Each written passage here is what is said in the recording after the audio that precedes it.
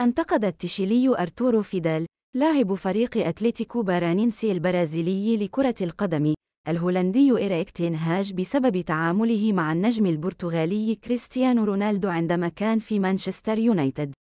ورحل رونالدو عن مانشستر يونايتد في يناير الماضي بعد مشاكل مع إيريك تين هاج، وتصريحاته التي أكدت أن الحياة في النادي الإنجليزي أصبحت صعبة للغاية. وقال فيدال في تصريحاته لصحيفة ديلي ميل البريطانية: لقد جاء هذا المدرب بشكل سيء إلى مانشستر يونايتد، كيف يمكنك أن يكون لديك كريستيانو رونالدو وتتخلص منه؟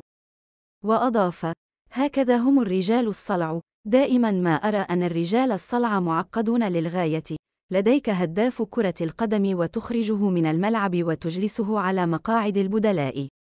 وينبع اتهام فيدال للمدربين الصلعان من الفترة التي قضاها تحت قيادة المدرب الأرجنتيني الأصلع خورخي سامبولي في صفوف نادي فلامينغو البرازيلي خلال الموسم الماضي.